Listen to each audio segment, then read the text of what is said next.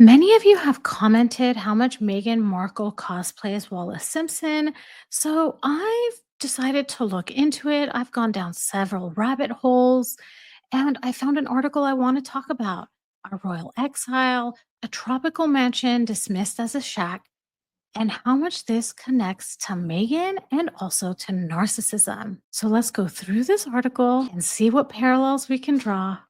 This is going to be exciting, but before we begin, here's the intro. Welcome to Revealing the Narc. Join me as I highlight narcissistic traits in celebrities and public figures. Everything here is in my opinion and not professional advice.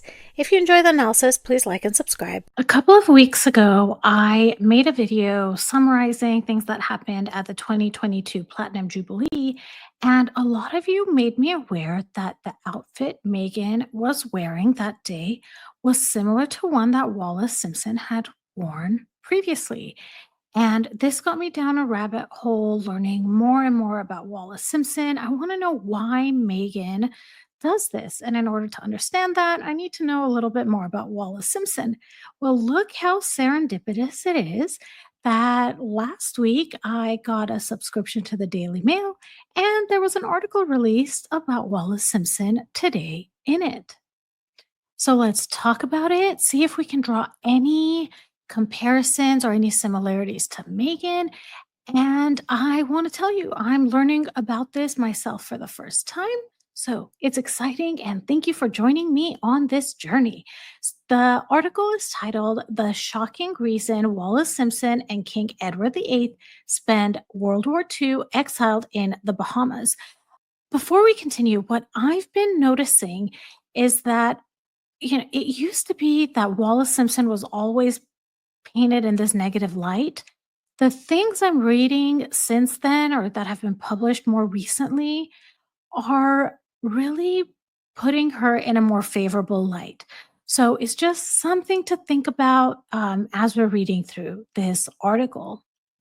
The article begins: Today marks 39 years since Wallis Simpson, the woman who became Duchess of Windsor after King Edward VIII abdicated the throne to marry her, died at the age of 89. She played a notorious role in the greatest royal controversies of the 20th century, but in her final years, Wallis was beset by illness, bedridden, and unable to walk and talk. Wallis and her husband, who died in 1972, lived out their final years in Paris, but before they settled in France, the jet setting couple traveled the world. As the Second World War raged in 1940, Wallis and Edward were shipped thousands of miles across the Atlantic so that the Duke of Windsor could take the post of governor of the Bahamas. This part immediately reminded me of Harry and Meghan and their Megxit proposal. So I started looking into this, and this is what I found. It's in a different Daily Mail article that is a summary of the things that were said in the Netflix mockumentary. And this article was published soon after the Netflix documentary was released. So this was published December 15 of 2022. According to this article, Harry and Meghan used the Netflix miniseries to accuse Prince William of yelling and King Charles of lying when they refused to bless the couple's request for a half in, half out Megxit that would allow them to earn a fortune while picking and choosing royal duties and keeping all their titles. We know that that's what they wanted, and you can't monetize when you're serving the public in the way that the royal family does. Later on in the article, it says Prince Harry has claimed he and Meghan told King Charles they would give up their royal duties if Megxit failed. And it says they claimed they had tried to move to New Zealand in 2018 and then South Africa. Harry said by the time he spoke to Charles from Canada in Christmas 2019, the family knew they had wanted to move.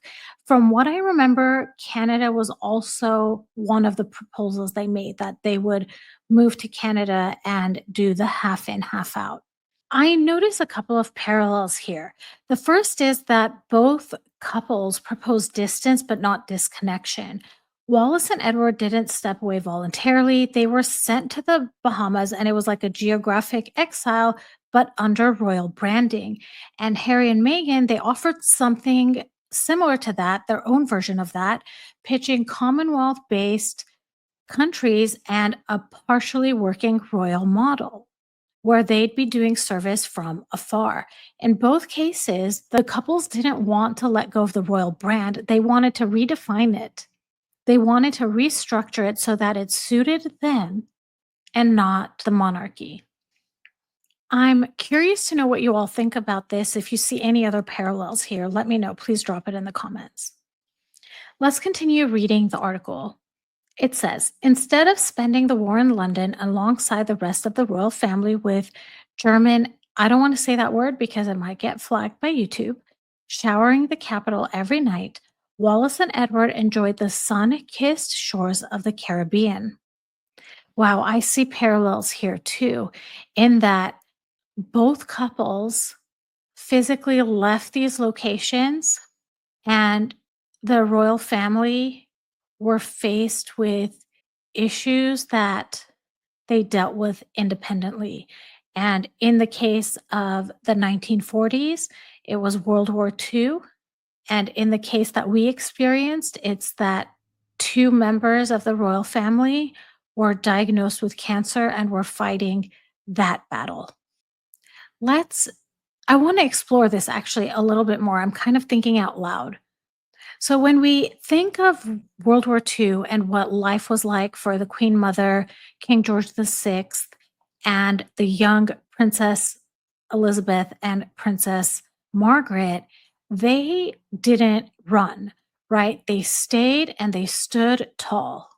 They remained strong figures for their country at a time of danger and instability.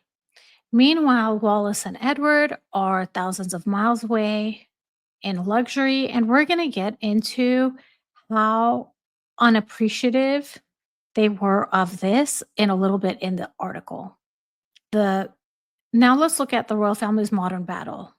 It's King Charles's cancer diagnosis, it's Princess Catherine's cancer diagnosis. It's another crisis, another absence, and instead of there being support, instead of there being understanding and empathy, we have seen how they've reacted. We have seen how the Sussex squad has attacked Princess Catherine. We have seen these smear campaigns that keep coming out about the royal family. We see that Meghan is just not letting it go. She drops in little hints of animosity towards the royal family wherever she can.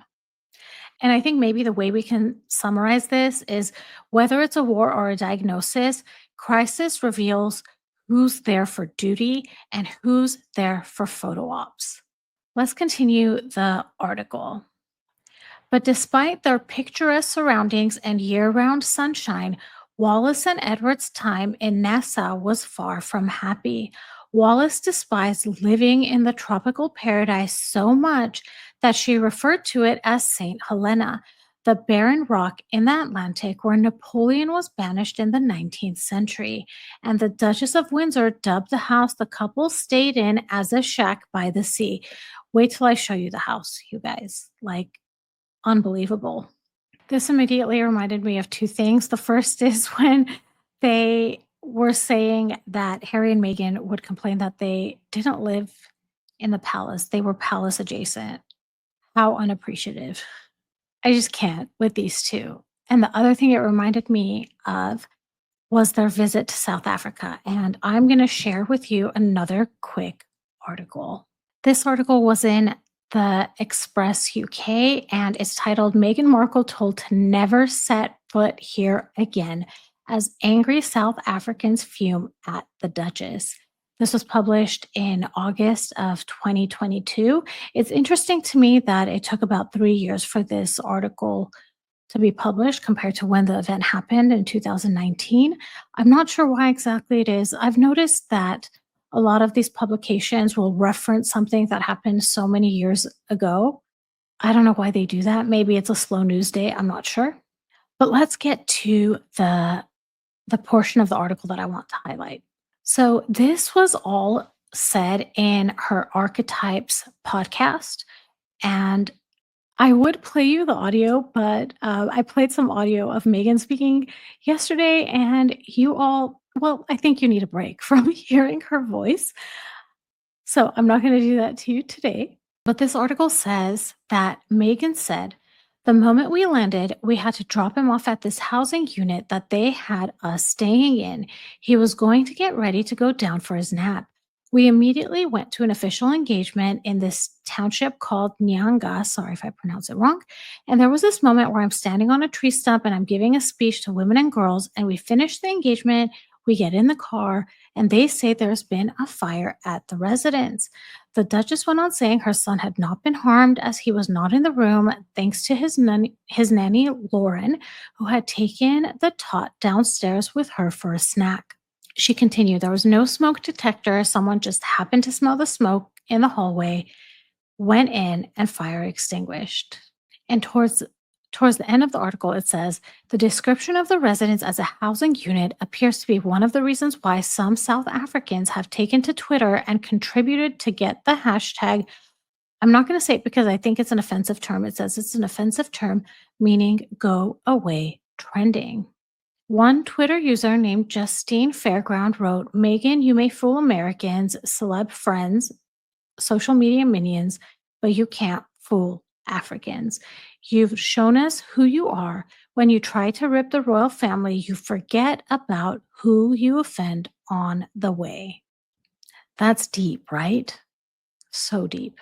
So, just to follow up, I found this post on X because I wanted to look up this housing unit that Megan talked about. And allegedly, this is the place that they're talking about. This person, J Fair G, asks, is this the housing unit Meghan Markle is talking about in Cape Town? Can we launch a probe? She is giving us a bad name. And you can see that they're using that hashtag that was discussed in the article.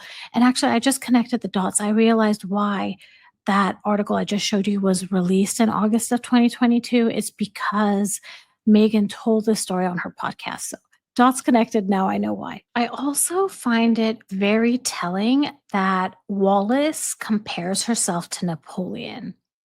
Napoleon rose from nothing, crowned himself emperor, he reshaped Europe, and his ambition made him too generous. So the powers that be exiled him to St. Helena, a remote, empty island in the Atlantic.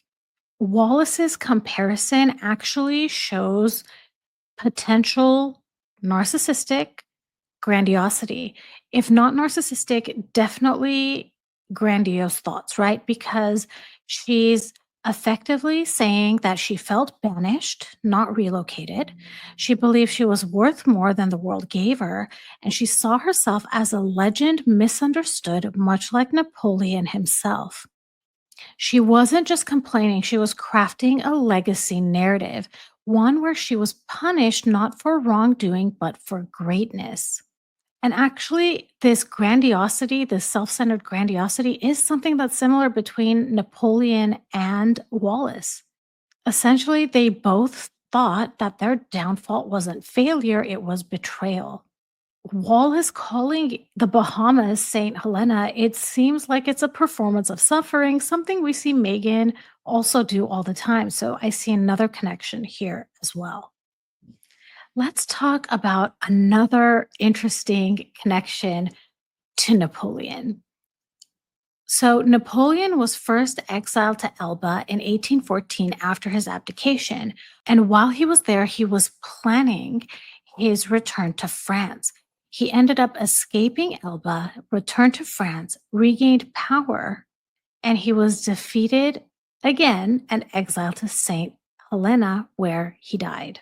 Could it be that Wallis Simpson was planning a return as well? There are allegations that Edward and Wallis intended on taking the British throne. There are these files called the Marburg Files, which were discovered after World War II. And in these files, if there was a successful invasion of Britain by Germany, they intended to restore Edward to the throne as a puppet monarch. The documents actually included correspondence between these German officials and Edward, implying he was willing to cooperate under certain conditions. So while he wasn't actively leading a rebellion, he was passively willing, maybe even encouraging the idea of reclaiming the throne through foreign intervention. Now, Wallace's role was not as clear, but she was never just a bystander. She was reportedly pro German.